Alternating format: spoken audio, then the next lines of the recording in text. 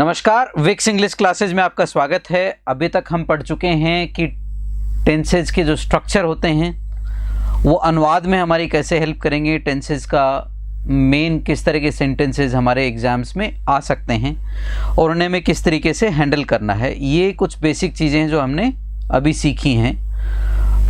उसके बाद अगला जो पार्ट आता था पार्ट आया था वो वाला था आपका कि प्रेजेंट सिंपल में अगर हम एक वर्ब लेते हैं तो उसके स्ट्रक्चर्स क्या क्या होते हैं और उनको हम किस रूप में दिखाई देते हैं, तो वो सारा का सारा अभी हमने कल की क्लास में देखा।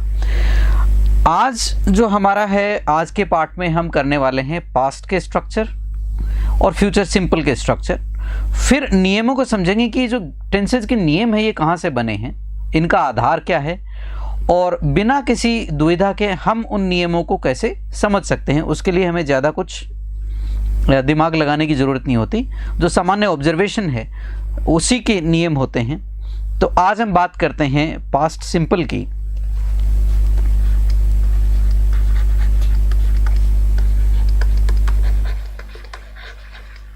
पास्ट सिंपल की बात करेंगे हम। पास्ट सिंपल में अगर हम देखें तो किस तरह के स्टेटमेंट आते हैं। पास्ट सिंपल में आपके स्टेटमेंट आते हैं किसी ने कुछ किया,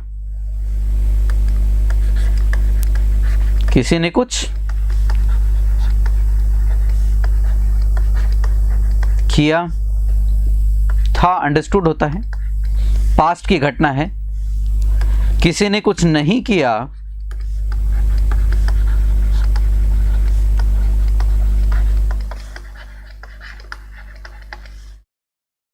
या किया था, ये नेगेटिव वाले हो जाते हैं। क्या किसी ने कुछ किया था, क्या किसी ने कुछ नहीं किया था, ये इंटेरोगेटिव और नेगेटिव इंटेरोगेटिव टाइप के क्वेश्चंस आपके स्टेटमेंट्स आपके सामने आ जाते हैं। फिर किसी के पास कुछ था, किसी के पास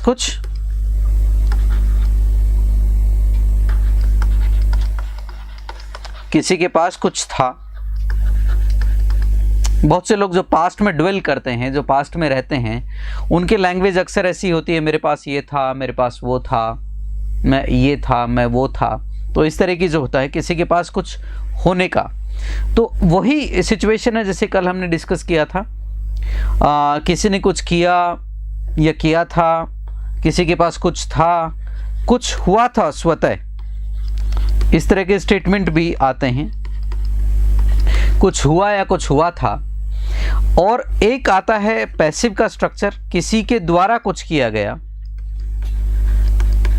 किसी के द्वारा कुछ किया गया,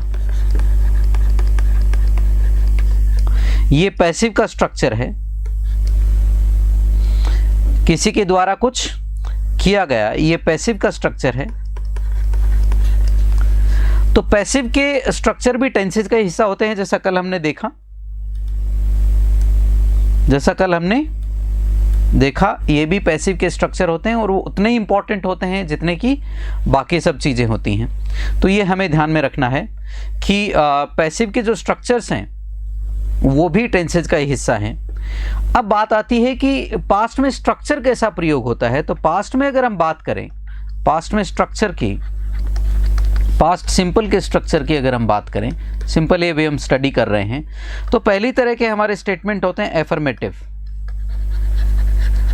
एफर्मेटिव स्टेटमेंट की अगर हम बात करें तो एफर्मेटिव में क्या होगा, सब्जेक्ट वर्ब वही रखेंगे हम, सब्जेक्ट कोई भी हो कोई फर्क नहीं पड़ता, हमेशा वर्ब की सेकंड फॉर्म आती है, पास्ट फॉर्म भी कहते हैं इसको, वर्ब की सेकंड फॉर्म कहते हैं या पास्ट फॉर्म कहते हैं इसको। सब्जेक्ट रॉट समथिंग, कुछ हो सकता है, ऑब्जेक्ट हो सकता है, हो नहीं हो कोई फर्क नहीं पड़ता। नमस्कार, हनुमानगढ़ की धरती से। हनुमानगढ़ से मेरा बड़ा लगाव है, मेरी ग्रेजुएशन संगरिया से हुई है, ग्रामोत्थान विद्यापीठ से। तो वहाँ के लोगों से, वहाँ की धरती से मेरा बड़ा जुड़ाव है और वो नहर के किनारे किनारे कॉलेज जाना समय का एक दौर था। तो जो भी हनुमानगढ़ गंगानगर से बच्चे हैं वो स्वागत है उनका। नेगेटिव, सब्जेक्ट कुछ भी हो, नेगेटिव बनाते समय हम किसका प्रयोग करेंगे? डिडंट का, डिड नॉट का प्रयोग करेंगे। And then we write verb write. Subject did not write. अब सब्जेक्ट कुछ भी हो सकता है, तो हम लिखेंगे subject did not write. Interrogative की अगर हम बात करें तो इंटेरोगेटिव में हमें पता है इन्वर्स फॉर्मेट का प्रयोग करेंगे। इन्वर्जन का मतलब ये होता है हेल्पिंग वर्ब को सब्जेक्ट से पहले रख देना। तो हेल्पिंग वर्ब से सब्जेक्ट को पहले रख देंगे, डिड सब्जेक्ट राइट। और इंटेरोगेटिव नेगेटिव या नेगेटिव इंटेरोगेटिव, किसी भी फॉर्मेट में आप लिखना चाहें इसको, इंटेरोगेटिव नेगेटिव इंटेरोगेटिव भी लिख सकते हैं। तो नेगेटिव इंटेरोगेटिव जो आपका फॉर्मेट है उसमें हम हेल्पिंग वर्ब को पहले रख लेंगे, didn't subject right, didn't subject right. तो इस तरीके से हम इसका नेगेटिव इंटेरोगेटिव का फॉर्मेट का भी हम प्रयोग करते हैं। बड़ी इंपॉर्टेंट चीज जो आप नोटिस करेंगे वो आप ये करेंगे, जो चेंजेस होते हैं पैटर्न में, तो पास्ट टेंस में भी हम पास्ट को सिग्निफाई करने के लिए सेकंड फॉर्म का प्रयोग करते हैं एक बार, या तो भले हम मेन वर्ब में करें या भले हम हेल्पिंग वर्ब में करें। डू का पास्ट डिड होता है, हमें पता है सेकंड फॉर्म, तो हमने एक बार इसका प्रयोग करना है, उसके बाद जो मेन वर्ब होगी उसकी प्रेजेंट फॉर्म का ही प्रयोग होगा। तो इस टेंस के अगर हम नियमों की बात करें तो वो एक सामने जो पैटर्न आपके रखा है उसको ऑब्जर्व करके भी आप सीधे सीधे बता सकते हैं कि सर ये देखिए यहाँ पे तो राइट राइट राइट, 3 जगह तो राइट का ही प्रयोग हुआ है, बेस फॉर्म का प्रेजेंट फॉर्म का ही प्रयोग हुआ है। केवल एक जगह जहाँ पे ऑक्सिलरी या हेल्पिंग वर्ब नहीं है वहाँ पर हमने सेकेंड फॉर्म का प्रयोग किया है। तो जब आप नियमों की बात करते हैं तो हम नियमों को ये पढ़ते हैं कि सब्जेक्ट कोई भी हो पास्ट टेंस में सेकंड फॉर्म का प्रयोग करते हैं, नेगेटिव में इंटेरोगेटिव, इंटेरोगेटिव नेगेटिव में डिड का प्रयोग करते हैं, डिड का प्रयोग करने के साथ ही हम मेन वर्ब की फर्स्ट फॉर्म का ही प्रयोग करेंगे, सेकंड वर्ब को हटा देते हैं। ये आपको नहीं लिखना है, ना इसको रटना है, सिर्फ पैटर्न को ऑब्जर्व करना है। पैटर्न को ऑब्जर्व करके जो हमारे सामने दिखाई देता है वही नियमों में लिखा होता है, कुछ नई चीज़ नहीं होती। तो ये आपके पास्ट सिंपल का आपका स्ट्रक्चर है। फिर आते हैं फ्यूचर सिंपल पे।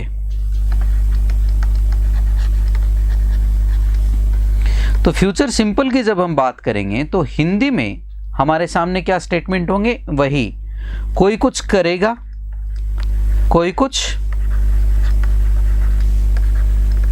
करेगा, कुछ होगा, बारिश होगी, गर्मी पड़ेगी, सर्दी पड़ेगी, जो स्वतः होने वाले कार्य हैं। कोई कुछ करेगा, कुछ होगा या होगी, कोई घटना होगी। फीमेल भी, कल हमने डिस्कशन में हम लोग इस पॉइंट को एक बार लेकर आए थे कि हिंदी के स्टेटमेंट्स में जेंडर का निर्धारण क्रिया करती है, जबकि इंग्लिश में जेंडर का निर्धारण सब्जेक्ट करता है। ये याद रखिएगा। कुछ होगा या कुछ होगी, कोई घटना भी हो सकती है। कोई कुछ करेगा, कुछ होगा, किसी के पास कुछ होगा, जो पोजीशन है, किसी के पास कुछ होगा।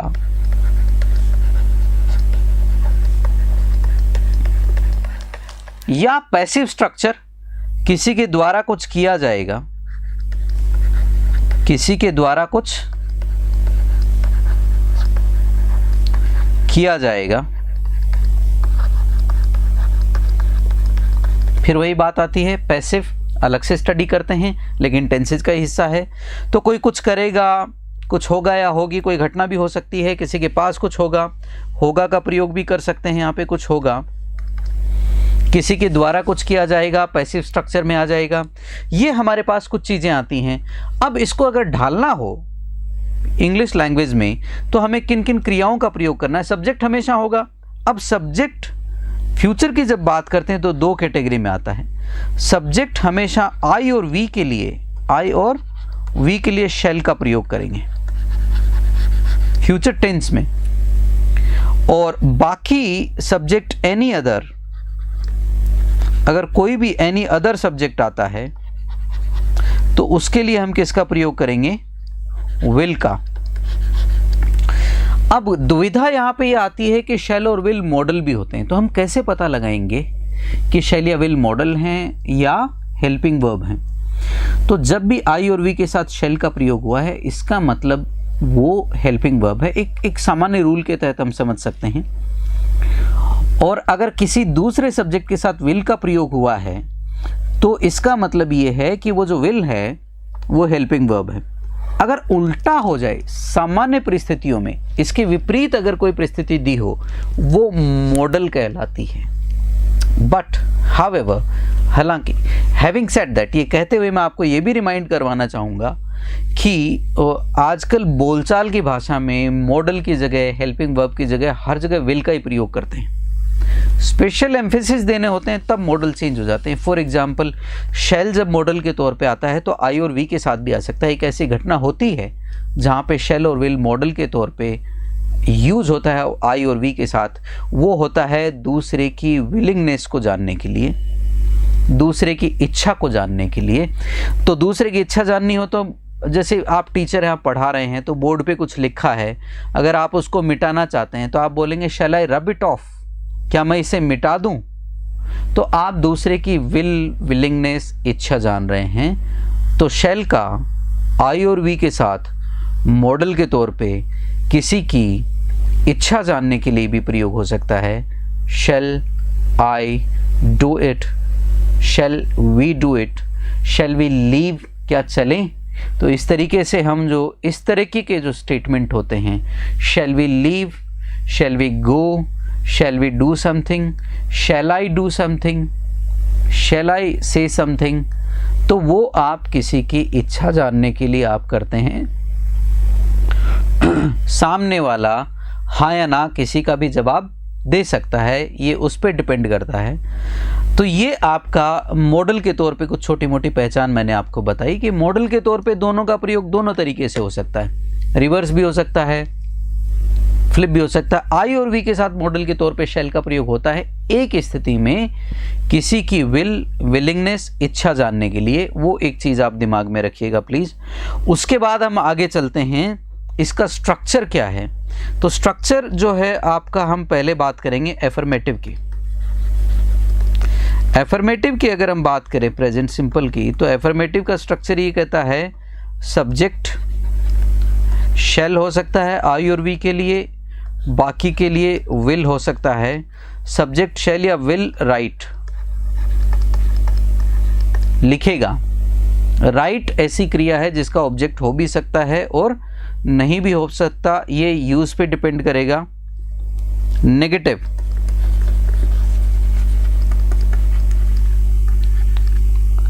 सब्जेक्ट शेंट या वॉन्ट राइट। सब्जेक्ट नहीं लिखेगा तो हम नेगेटिव का प्रयोग करेंगे। फिर आपका आता है इंटेरोगेटिव।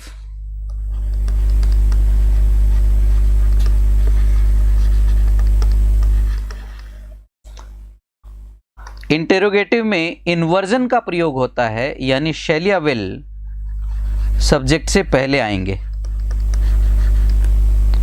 Subject right. अब इस सब्जेक्ट की जगह आप he, she, it, they, a person और थिंग कुछ भी रख सकते हैं, लोगों को भी रख सकते हैं। इंटेरोगेटिव नेगेटिव या negative interrogative, how ever you can write it. इसका स्ट्रक्चर होता है शेंट या want, subject right, question mark, question mark.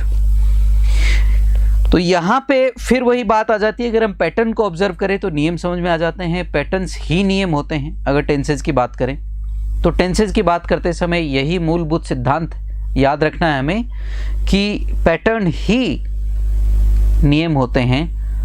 Right, right, right main verb के तौर पे आपका बेस फॉर्म का या प्रेजेंट फॉर्म का ही प्रयोग हुआ है।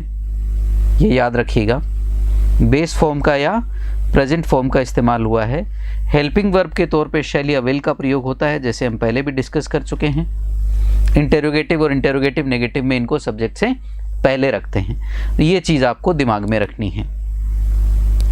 तो ये आपका हो गया फ्यूचर।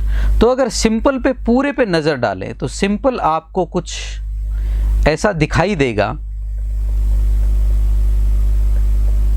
इस तरीके से। आपके सामने स्क्रीन है, देख लीजिए। इस पे कुछ इंपॉर्टेंट चीज़ें हैं जो हम लोग डिस्कस करने वाले हैं, उस पे भी ध्यान दीजिएगा।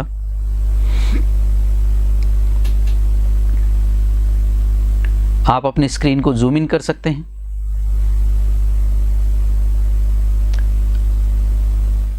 देखिए, ये पूरा का पूरा आपका सिंपल जो टेंस है वो पूरा यहां पर है। Present, past, future. Present, past, future. एक हिस्सा आपका ये बता रहा है कि सब्जेक्ट कैसा है, ये वाला हिस्सा जो है वो आपको ये बता रहा है कि स्टेटमेंट जो है वो कौन सी कैटेगरी में है। ये एफर्मेटिव है, ये नेगेटिव है, ये इंटेरोगेटिव है, ये इंटेरोगेटिव नेगेटिव या नेगेटिव इंटेरोगेटिव, जैसे भी आप इसको रखना चाहें। तो यहाँ पे अगर आप कुछ इंपॉर्टेंट चीज़ें नोटिस करें तो आप ये देखेंगे कि यहाँ पे भी राइट्स है। फिर आप हर जगह अगर आप मेन वर्ब को अंडरलाइन करेंगे, चलिए मैं कलर चेंज करता हूँ पेन का, so that you can understand it better. अगर आप कहीं पे भी अगर मेन वर्ब को आप अंडरलाइन करेंगे किसी भी टेंस में, तो वो आपको क्लियरली अलग दिखाई देगी।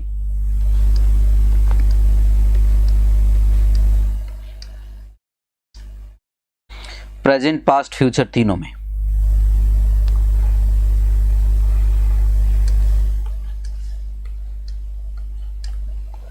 अब आपको दो तरीके की चीजें यहां पर दिखाई दे रही हैं। दो जगह मैंने दो वर्ब को राउंड अप किया है, बाकी सभी जगह चीजें अंडरलाइंड हैं।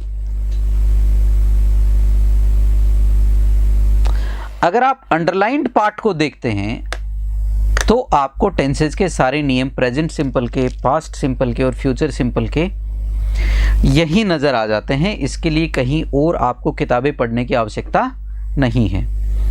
तो अगर आप टेंसेज का पूरा बेसिक स्ट्रक्चर देखेंगे तो हर जगह इस वाले पार्ट को आप ऑब्जर्व कर लीजिए, इस वाले पार्ट को ऑब्जर्व कर लीजिए, इस वाले पार्ट को ऑब्जर्व कर लीजिए और एफर्मेटिव को ऑब्जर्व कर लीजिए।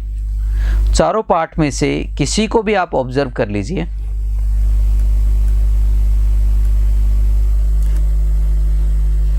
चारों पार्ट में से आप किसी को ऑब्जर्व कर लीजिए।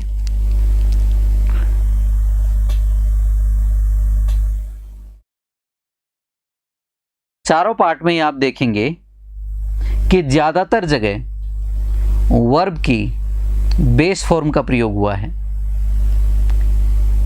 यानी वर्ब की फर्स्ट फॉर्म का प्रयोग हुआ है। तो एक चीज तो बड़ी स्पष्ट है कि सिंपल जो टेंसेज हैं वो भले प्रेजेंट का हो, भले वो पास्ट का हो, भले ही वो फ्यूचर का हो, उसमें मेन वर्ब के तौर पे बेस फॉर्म का, वर्ब की फर्स्ट फॉर्म का, जिसे आप प्रेजेंट फॉर्म कहते हैं, उसी का प्रयोग होता है। केवल दो जगह बदलाव है, केवल दो जगह बदलाव है।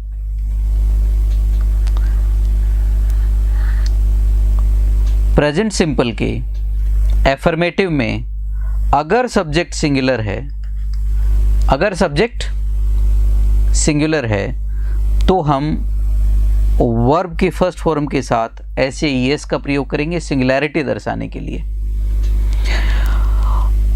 और दूसरा जो बदलाव है वो है आपका पास्ट सिंपल के एफर्मेटिव में सब्जेक्ट कोई भी हो, वर्ब की सेकंड फॉर्म या उसका पास्ट फॉर्म का हम प्रयोग करते हैं। ये दूसरा बदलाव है। तो ये दो ही बदलाव हैं, बाकी वर्ब का पैटर्न हर जगह कंसिस्टेंट है, उसमें कोई बदलाव नहीं है। हर जगह right right right right right का प्रयोग हुआ है, कहीं कोई बदलाव नहीं है। आप इसको ऑब्जर्व कर सकते हैं। और इसी ऑब्जर्वेशन में जब हम आगे जाते हैं तो हम ये देखते हैं कि हेल्पिंग वर्ब के तौर पे प्रेजेंट सिंपल में अगर सब्जेक्ट सिंगुलर है तो डज का प्रयोग करते हैं, इंटेरोगेटिव में डज का प्रयोग करते हैं, इंटेरोगेटिव नेगेटिव में डज का, और अगर प्लूरल है तो डू का प्रयोग करते हैं, पास्ट में डिड का प्रयोग करते हैं, फ्यूचर में शैल या विल का प्रयोग करते हैं। तो जब टेंस बदल रहा है तो मेन वर्ब तो कंसिस्टेंट है, सब जगह वर्ब की फर्स्ट फॉर्म, केवल दो छोटे बदलाव हैं, प्रेजेंट सिंपल में एफर्मेटिव में और पास्ट सिंपल के एफर्मेटिव में, जो हमें दिमाग में रखने हैं। बाकी कंसिस्टेंट है पैटर्न, लेकिन टेंस बदल रहा है तो उसके साथ हम हेल्पिंग वर्ब बदल रहे हैं, यानी कि हेल्पिंग टेंस का लेना देना हेल्पिंग वर्ब से, मेन वर्ब से नहीं है। फिर ये दिमाग में रखनी बात, ये एक्टिव पैसिव बनाते समय, एक्टिव पैसिव के प्रयोगों के समय ये चीज़ बड़ी इंपॉर्टेंट हो जाएगी कि टेंस का लेना देना हेल्पिंग वर्ब से है, ना कि मेन वर्ब से। तो ये आपका पूरा का पूरा जो नियम है और जो ऑब्जर्वेशन है वो आपके सामने है। ये आपका पूरा का प्रेजेंट, पास्ट और फ्यूचर का सिंपल टेंस है। अब हम चलते हैं कंटिन्यूअस पे। किस पे चलते हैं श्रीमान? कंटिन्यूअस पे। कंटिन्यूअस जो टेंस है वो बहुत सिंपल है, इसके स्ट्रक्चर बड़े सिंपल होते हैं, लेकिन हम पहले बात करते हैं प्रेजेंट कंटिन्यूअस की। पहले हम बात करेंगे प्रेजेंट कंटिन्यूअस की।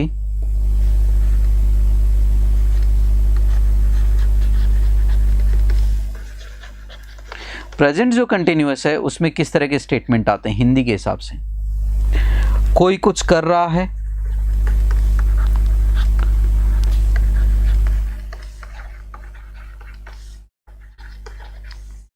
कुछ हो रहा है, ये दो ही तरह के स्टेटमेंट आते हैं। पोजीशन इसमें नहीं आ सकता, क्योंकि या तो किसी के पास कुछ है या नहीं है। किसी के पास कुछ हो रहा है, नहीं हो रहा है, ये नहीं हो सकता। आप ये नहीं कह सकते मेरे पास एक किताब है और एक हो रही है, ऐसा नहीं होता। आप बोलते मेरे पास ये एक किताब है या दो किताब है। कोई कुछ कर रहा है, कुछ हो रहा है, या पैसिव स्ट्रक्चर किसी के द्वारा कुछ किया जा रहा है।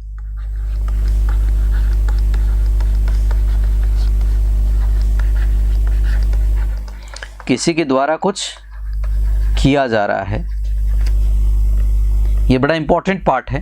पैसिव का स्ट्रक्चर इसी तरीके से आता है, किसी के द्वारा कुछ किया जा रहा है। अब बात करते हैं कि क्रियाएं कौन कौन सी प्रयोग होती हैं। प्रेजेंट में सबसे पहले जो आता है वो आता है हमारा एफर्मेटिव। एफर्मेटिव की जब हम बात करते हैं तो सब्जेक्ट तीन कैटेगरी में आते हैं। सब्जेक्ट सिंगुलर,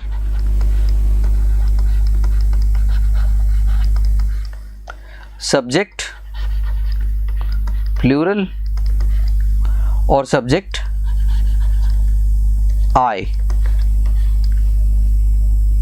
तो जब सब्जेक्ट सिंगुलर होता है सबको पता है इसका प्रयोग होगा मेन वर्ब के तौर पे आईएनजी का प्रयोग होता है। Writing, somebody is writing, he is writing, she is writing, they are writing। Plural होता है तो आप बोलेंगे are writing, are writing, और अगर I है तो am writing।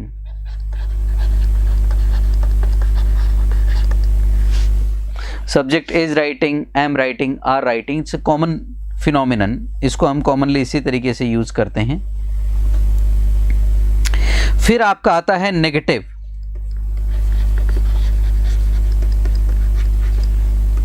नेगेटिव में क्या है श्रीमान? हम इन तीनों के अकॉर्डिंगली एक ही स्टेटमेंट में हम लिखेंगे, या तो आएगा isn't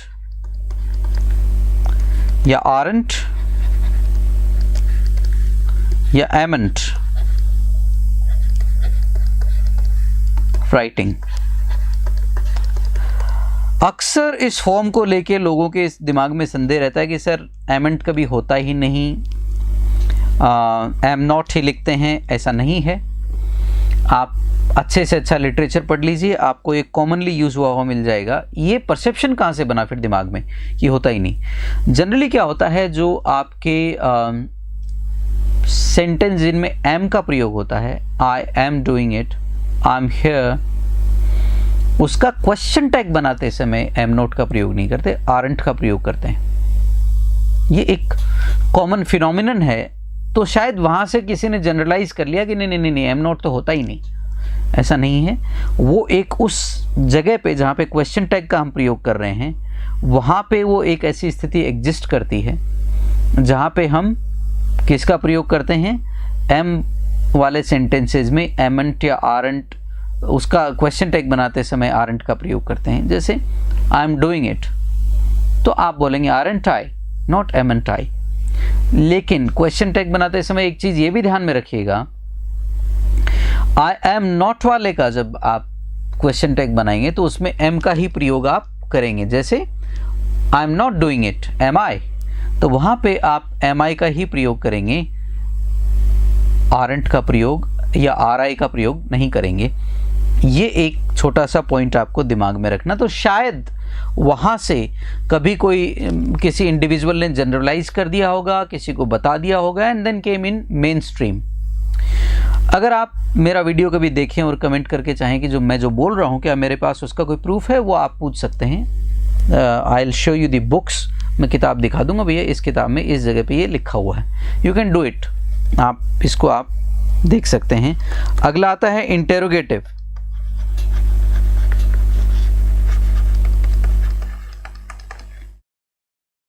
तो is, am, are, subject, writing.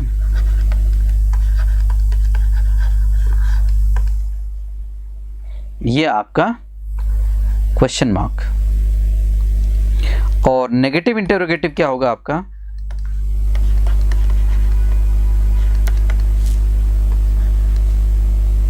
isn't, amn't, aren't, writing। बहुत सिंपल है। सब्जेक्ट एक वचन है तो isn't ले लेंगे, आई है तो amn't ले लेंगे, प्लूरल है तो aren't ले लेंगे, बीच में सब्जेक्ट होगा ही होगा। तो ये आपका नेगेटिव इंटेरोगेटिव है। स्पष्ट तौर पे दिख रहा है, मेन वर्ब के तौर पे आईएनजी का प्रयोग हुआ है और हेल्पिंग वर्ब के तौर पे इज एमआर का प्रयोग हुआ है। सेल्फ एक्सप्लेनेटरी है, सबसे इजी टेंस है, इसमें मुझे आगे कुछ बताने की ज़रूरत नहीं है। अब हम चलते हैं पास्ट कंटिन्यूअस पे।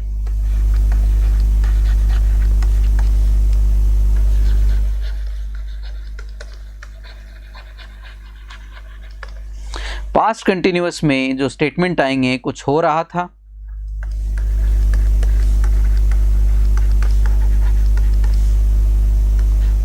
कोई कुछ कर रहा था,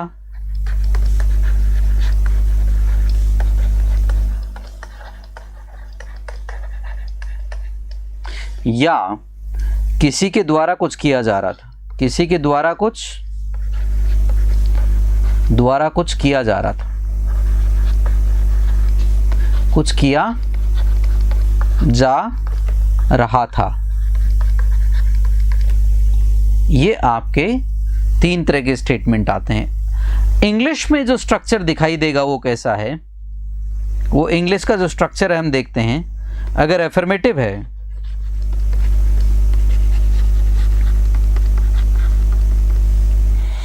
एफर्मेटिव है तो हम इसको बोलेंगे कि साहब सब्जेक्ट पास्ट कंटिन्यूअस में दो कैटेगरी में आते हैं, सिंगुलर भी हो सकता है। तो हम सिंगुलर होगा तो बोलेंगे वॉज राइटिंग, सिंगुलर होगा तो हम क्या बोलेंगे, वॉज राइटिंग। नेगेटिव होगा तो क्या होगा, सब्जेक्ट, हम सॉरी इसको हम प्लूरल लेते हैं पहले। सब्जेक्ट अगर प्लूरल है तो बोलेंगे वर राइटिंग,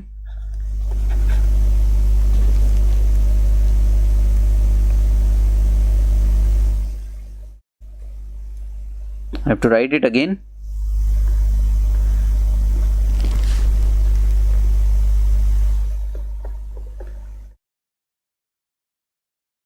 एक बार फिर लिख रहा हूं मैं एफर्मेटिव। प्रणाम विनोद, कैसे हो?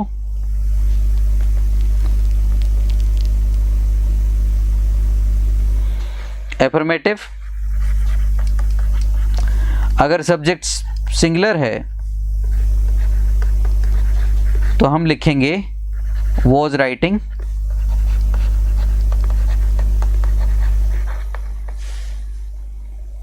सब्जेक्ट अगर प्लूरल है तो हम लिखेंगे वर राइटिंग।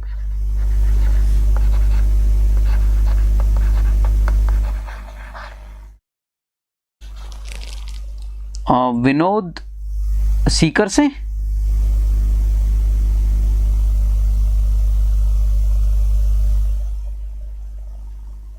या जयपुर से?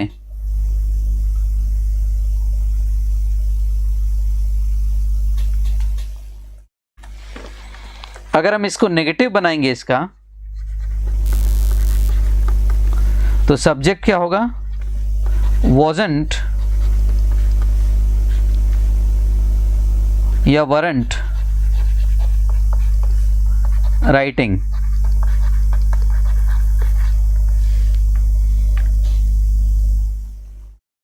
हाँ विनोद, कैसी चल रही हैं आपकी क्लासेस? फिर अगर हम इंटेरोगेटिव बनाएंगे तो हमें पता है इंटेरोगेटिव में क्या होगा। हम वॉज वर को बिगिनिंग में रख देते हैं, इन्वर्जन बना देते हैं सेंटेंस में, इन्वर्स फॉर्मेट में लिखते हैं वॉज वर सब्जेक्ट राइटिंग। अब हम सब्जेक्ट की जगह कुछ भी रख सकते हैं। नेगेटिव इंटेरोगेटिव जो है उसमें हम क्या करेंगे, इन्वर्जन में नॉट को भी हम साथ में ले लेंगे। वॉजंट या weren't subject writing, subject writing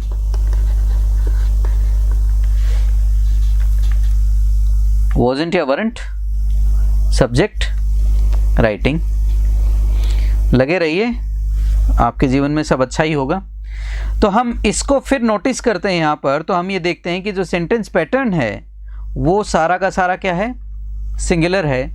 और हेल्पिंग वर्ब जो है, अगर सब्जेक्ट एक वचन है तो वॉज आ जाता है, वर आ जाता है। फिर मैं ये कहूँगा कि ये कंटिन्यूअस टेंसेज जो है इनका पैटर्न बड़ा इजी होता है, बड़ा समझने में आसान है, तो ज़्यादा इसमें दुविधा नहीं है। फिर हम चलते हैं फ्यूचर सिंपल में। अब फ्यूचर सिंपल की जब हम बात करेंगे तो पहले ये समझ लीजिए कि फ्यूचर सिंपल में स्टेटमेंट कैसे आएंगे हिंदी वाले। हिंदी के अनुसार ऐसे कौन से स्टेटमेंट होते हैं जो फ्यूचर में आ जाते हैं, फ्यूचर सिंपल में आ जाते हैं। जैसे कोई कुछ करेगा,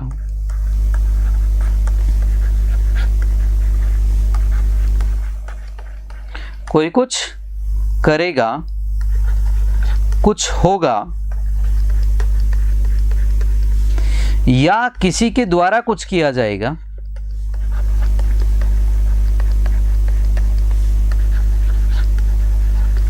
किसी के द्वारा कुछ किया जाएगा। कोई कुछ करेगा, कुछ होगा, किसी के द्वारा कुछ किया जाएगा। किसी के द्वारा कुछ किया जाएगा, ये सिंपल के चल रहे हैं स्ट्रक्चर्स। कंटिन्यूअस में क्या होगा, चूंकि हम लोग कर चुके हैं सिंपल के, इसलिए हम कंटिन्यूअस पे आते हैं। तो कंटिन्यूअस पे आप क्या कहेंगे, कोई कुछ कर रहा होगा, कोई कुछ कर रहा होगा,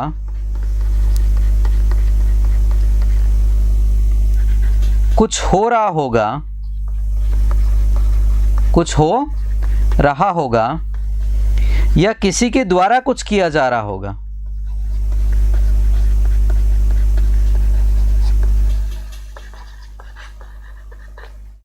जा रहा होगा। बहुत से लोगों की राय होती है कि फ्यूचर कंटिन्यूअस का हम लोग पैसिव नहीं बनाते। एक्चुअली फ्यूचर कंटिन्यूअस का पैसिव बनता है टेक्निकली, लेकिन चूंकि प्रैक्टिकली इसको यूज़ करने में दिक्कतें आती हैं और यूज़ होता भी नहीं है, इसलिए इसका कंटिन्यूअस का जो स्ट्रक्चर है उसका क्लासेस में डिस्कशन नहीं किया जाता।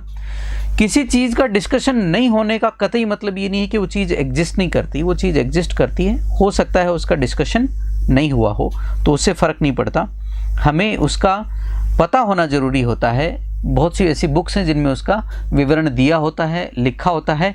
बहुत से लेखक भी, अगर आप लिटरेचर पढ़ते हैं या अच्छे न्यूज़पेपर्स पढ़ते हैं, तो कई बार ऐसी कंडीशंस बन जाती हैं जहाँ पे इसके पैसिव का प्रयोग करने की आवश्यकता हमें पड़ती है और किया जाता है फ्रीली, कोई दिक्कत नहीं है। इसलिए पैसिव में भी इसके स्ट्रक्चर का हम बात करेंगे, प्रयोग करेंगे। अब इसमें जो वर्ब होती है वो कौन सी प्रयोग होती है? फ्यूचर कंटिन्यूअस में जो हेल्पिंग वर्ब है और मेन वर्ब का जो कॉम्बिनेशन है, उसमें कुछ सावधानियां रखने की ज़रूरत होती है, जो मैं आपको बताता चला जाऊंगा। अगर हम बात करें एफर्मेटिव की, कोई स्वीकार कर रहा है किसी बात को कि कुछ हो रहा होगा निश्चित रूप से, तो वो बोलेगा सब्जेक्ट कोई भी हो, आई और वी हो, दूसरा हो, शैल या विल बी राइटिंग। चूंकि वर्ब राइट का प्रयोग कर रहे हैं हम, सब्जेक्ट शैल या विल बी राइटिंग, सब्जेक्ट कुछ लिख रहा होगा। नेगेटिव जब हम बात करेंगे तब हम क्या बोलेंगे? सब्जेक्ट शैंट या वॉन्ट बी राइटिंग। जब हम बात करेंगे इंटेरोगेटिव की,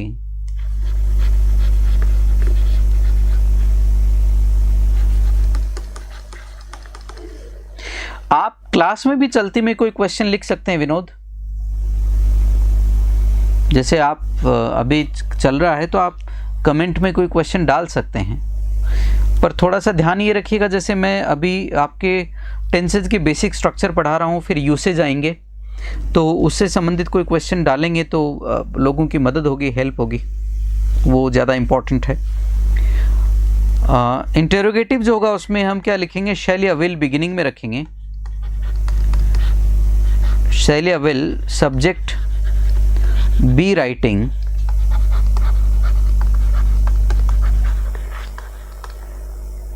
नेगेटिव इंटेरोगेटिव जो है उसमें हम क्या लिखेंगे? शैंट या वॉन्ट, सब्जेक्ट बी राइटिंग। तो इस टेंस को अगर हम ऑब्जर्व करते हैं बिगिनिंग से, तो आप कुछ चीज़ों को नोटिस करिए कि मेन वर्ब के तौर पे तो वही आईएनजी फॉर्म का प्रयोग हुआ है जैसे आपके प्रेजेंट और पास्ट में हुआ था, लेकिन हेल्पिंग वर्ब के तौर पे शैल या विल के साथ बी की फॉर्म आई है। तो कंटिन्यूटी जहां भी दर्शाएंगे आप, भले वो टेंसेज में दर्शाएं, भले ही वो आप कंटिन्यूटी दर्शाएं आप इन्फिनेटिव में, भले ही कंटिन्यूटी आप कहीं पे भी दर्शाएं, जहां पे कंटिन्यूटी की बात आएगी, जहां पे निरंतरता की बात आएगी, वहां पे टेंसेज में, इन्फिनेटिव्स में, पार्टिसिपल्स में, कहीं पे भी आप में बी का प्रयोग जरूर होगा।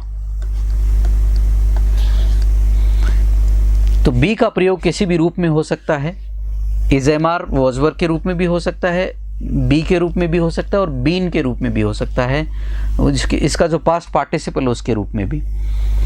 तो अगर हम इसको ध्यान से देखें तो याद रखिएगा, भले ही एफर्मेटिव हो, नेगेटिव इंटेरोगेटिव हो, बी प्लस राइटिंग के बीच में नोट का प्रयोग नहीं होगा। नोट का प्रयोग पूरे फ्यूचर में हमेशा शैल या विल के साथ ही होगा। मैं फिर रिमाइंड कर रहा हूं आपको, शैल या विल का प्रयोग करते समय इस चीज़ का ध्यान रखिएगा, कंटिन्यूअस हो, परफेक्ट हो, परफेक्ट कंटिन्यूअस हो, कोई भी टेंस हो, आपको इस चीज़ को ध्यान में रखना है, इसी पे फोकस करना है कि नोट का प्रयोग हमेशा शैल या विल के साथ ही होगा। दूसरा, इंटेरोगेटिव बनाते समय भले ही आपको लगे कि ऑक्सिलरी के तौर पे, हेल्पिंग वर्ब के तौर पे शैल या विल के साथ दूसरे शब्द भी आए हैं, वो अपनी जगह ही बने रहेंगे, वो कभी भी सब्जेक्ट से पहले नहीं आएंगे। नॉट लगेगा हमेशा शैल या विल के साथ, और बाकी अगर ऑक्सिलरी हेल्पिंग वर्ब में दूसरा हिस्सा बी है, हैव बीन है, वो अपनी जगह रहेगा। सब्जेक्ट से पहले केवल शैल या विल का ही हम प्रयोग करेंगे। नॉट आ सकता है ऐसी स्थिति में जहाँ पे शैल या विल को शॉर्ट फॉर्म में लिखा गया हो। सीधा आप ऐसे भी लिख सकते हैं इसको, इंटेरोगेटिव नेगेटिव को, शैल या will subject not be writing, इस तौर पे भी, इस रूप में भी प्रयोग हो सकता है, ये ध्यान में रखिएगा। तो कई बार लोग इसको जनरलाइज भी कर लेते हैं कि ठीक है सर, नॉट का प्रयोग हमेशा तीसरे स्थान पे होता है। Partly true. जब आप इस स्ट्रक्चर में लिखेंगे नेगेटिव इंटेरोगेटिव में, जहाँ पे आप नॉट को शॉर्ट फॉर्म के तौर पे, हेल्पिंग वर्ब प्लस नॉट को शॉर्ट फॉर्म के तौर पे नहीं लिख रहे हैं, एब्रीवेटेड फॉर्म में नहीं लिख रहे हैं, इसको एनलार्ज्ड फॉर्म में लिख रहे हैं, बढ़े हुए रूप में ही लिख रहे हैं, तो ऐसी स्थिति में आप नोट का प्रयोग सब्जेक्ट के बाद ही करेंगे, ये परिस्थिति तय है। तो ये आप इस चीज़ को दिमाग में रखें, ये निश्चित रूप से ऐसा ही होता है। आगे बढ़ते हैं। ये आपके तीनों के कंसिस्टेंट पैटर्न है। तो तीनों के कंसिस्टेंट पैटर्न को अगर आप नोटिस करेंगे, तो मैंने इसको अलग से लिख के, जैसे मैंने सिंपल को समझाया वैसे नहीं समझाया। सिंपल को इसलिए अलग से लिख के समझाना पड़ा क्योंकि सिंपल में जो इनके जो पैटर्न है उसमें वेरिएशन बहुत ज़्यादा है आपस में, उसमें तालमेल जो बिठाना होता है उसमें वर्ब के दो रूप थोड़े अलग हट के यूज़ होते हैं, तो इसलिए उसको बताना अलग से बताना ज़रूरी समझा। यहाँ पे अगर हम कंटिन्यूअस की बात करें, प्रेजेंट हो चाहे पास्ट हो फ्यूचर में, मेन वर्ब के तौर पे आईएनजी फॉर्म का, प्रेजेंट पार्टिसिपल का ही प्रयोग होगा। और हेल्पिंग वर्ब के तौर पे अगर हम बात करें तो प्रेजेंट में इज एम आर, पास्ट में वॉज वर, और फ्यूचर में शैल या विल बी। शैल या विल के जो नियम हैं पूरे फ्यूचर में वही रहेंगे जो सिंपल में थे, आई और वी के साथ शैल, बाकी के साथ विल। बोलचाल की भाषा में आजकल हम विल का ही प्रयोग करते हैं, दूसरों का प्रयोग नहीं करते। हेल्पिंग वर्ब जब बात करते हैं हम प्रेजेंट की, तो इज एम आर का प्रयोग होता है, पास्ट में वॉज वर, पास्ट में, प्रेजेंट में पूरे में आई जो है कंटिन्यूअस में उसकी अपनी फॉर्म है, बाकी सिंपल में, कंटिन्यूअस में, परफेक्ट कंटिन्यूअस में वो प्लूरल वाली वर्ब लेता है। पास्ट में ऐसा नहीं है, पास्ट में वॉज का ही प्रयोग करेंगे। कंडीशनल्स में या सब्जंक्टिव्स में जहाँ पे आप ऐसी परिस्थितियों का आभास करवा रहे हैं जो इमेजिनरी है, तो वहाँ पे आई के साथ वर्ब का प्रयोग भी हो सकता है, दैट्स ए डिफरेंट केस। तो ये आपको दिमाग में रखनी है कुछ चीज़ें कि भैया कहाँ कौन सी वर्ब का प्रयोग हो सकता है। तो ये आपका कंटिन्यूअस का स्ट्रक्चर है। अब हम चलते हैं परफेक्ट पे। ये बड़ा इंटरेस्टिंग है। प्रेजेंट परफेक्ट की जब हम बात करें तो हिंदी के हिसाब से इसमें कौन से सेंटेंस आ सकते हैं। प्रेजेंट परफेक्ट की अगर हम बात करें तो इसमें क्या क्या आएंगे उसको एक बार देख लीजिए।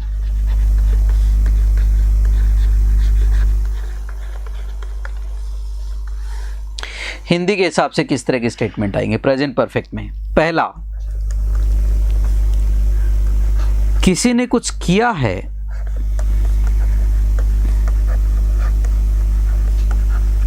अभी अभी। पास्ट में और प्रेजेंट में परफेक्ट में सेंटेंस के डिजाइन में बड़ा डिफरेंस है।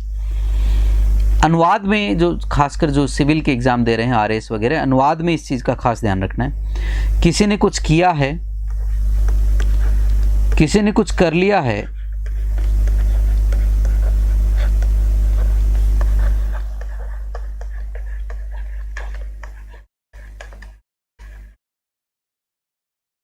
तीसरा, कोई कुछ कर चुका है,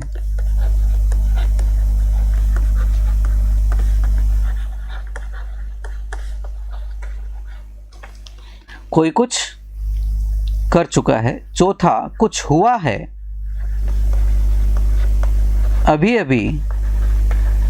something has happened, something has happened. Fifth, कुछ हो चुका है,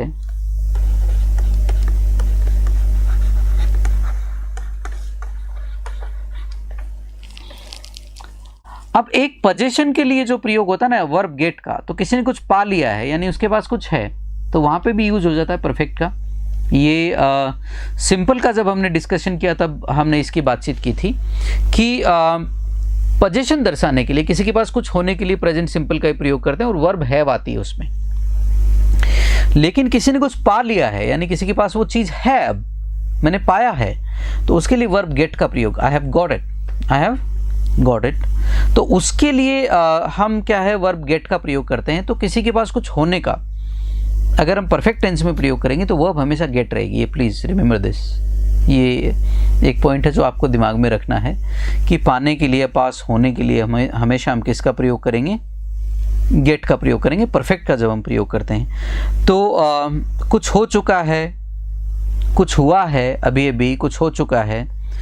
अगर हम पैसिव की बात करें तो किसी के द्वारा कुछ कर लिया गया, छठी तरह का स्टेटमेंट, किसी के द्वारा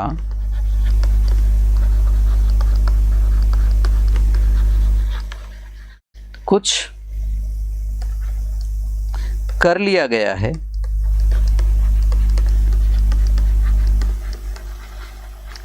ये भी परफेक्ट में आएगा। सातवीं तरह का स्टेटमेंट, किसी के द्वारा कुछ किया जा चुका है, ये सारे के सारे स्टेटमेंट, ये सारे के सारे स्टेटमेंट परफेक्ट टेंस के होते हैं। तो इन सब में एक्टिव हो, पैसिव हो, परफेक्ट टेंस का ही प्रयोग होगा। किसी ने कुछ पा लिया है, गेट का मैंने अलग से कुछ बताया, उसको मैं ज़्यादा उस पर फोकस नहीं कर रहा हूँ, अभी अनुवाद आएगा तब उसको देखेंगे। तो ये 7 तरह के स्टेटमेंट होते हैं मूल रूप से जो हम प्रेजेंट परफेक्ट का यूज़ करके ही बनाते हैं। तो हमारा हिंदी का जो अगर परिभाषा हम देखें, हिंदी वाली जो परिभाषा है कि साहब परफेक्ट टेंस में ऐसे स्टेटमेंट आते हैं जिनके अंत में चुका है, चुकी है, चुके हैं इत्यादि आते हैं। That is a very narrow definition, that is a very narrow definition. आप उस नैरो डेफिनेशन में नहीं जाएं, आप उसको वहीं पे रखें। अनुवाद करते समय आपको इनका ध्यान रखना है। अच्छा, एक 8वीं तरह का स्टेटमेंट और, कुछ हो गया है।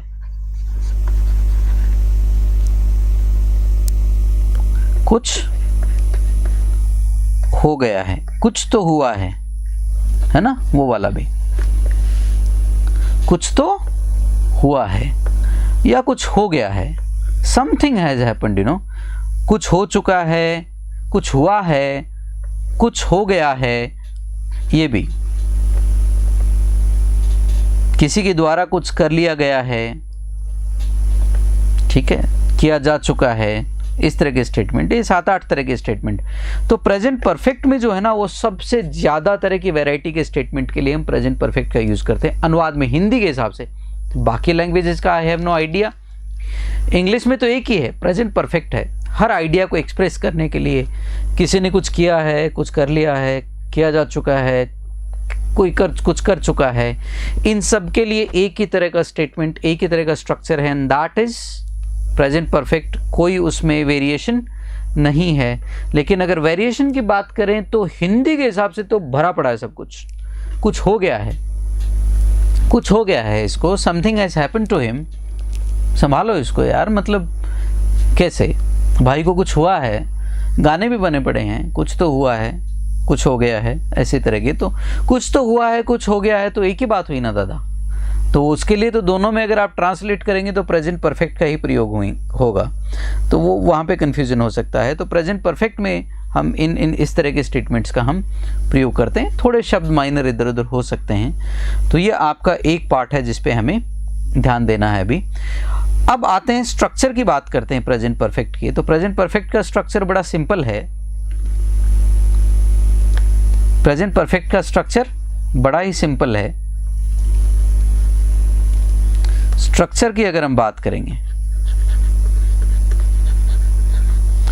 प्रेजेंट परफेक्ट वही है सर। प्रेजेंट परफेक्ट में स्ट्रक्चर की जब बात करते हैं तो एफर्मेटिव,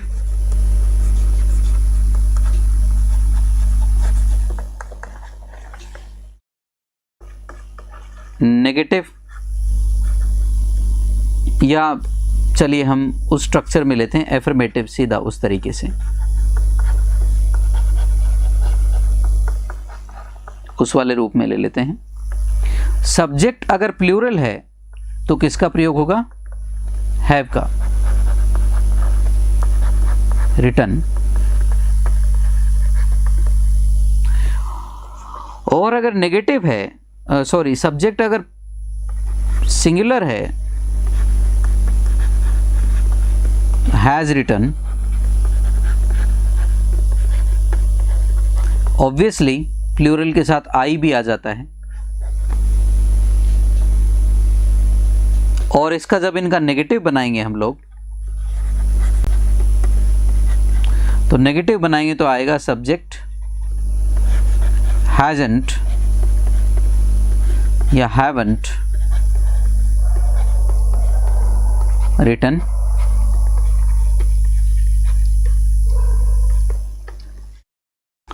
और अगर इंटेरोगेटिव बनाएंगे, आईएनटी लिखूंगा इंटेरोगेटिव को आपसे मैं, तो इसमें आपका बनेगा हैज या हैव सब्जेक्ट रिटन, एंड में क्वेश्चन मार्क।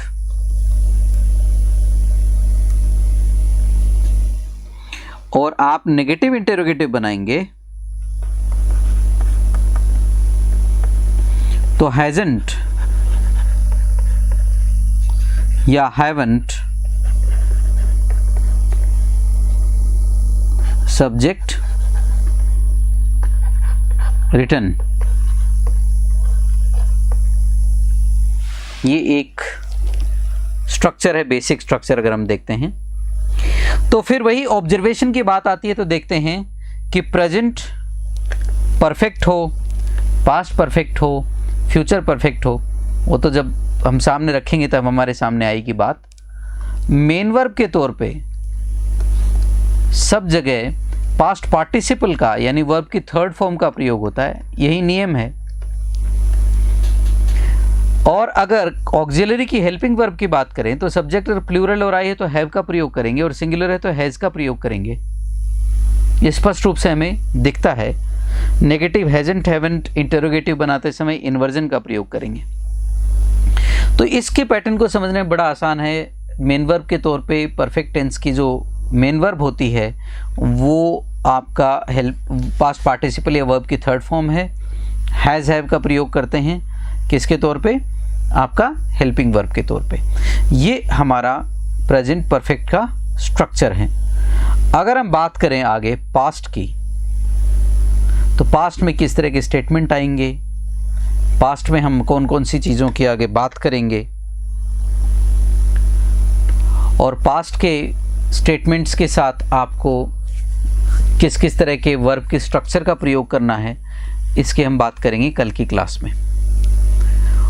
तो आज के लिए इतना ही। बहुत बहुत धन्यवाद। नमस्कार। May God bless you all. धन्यवाद।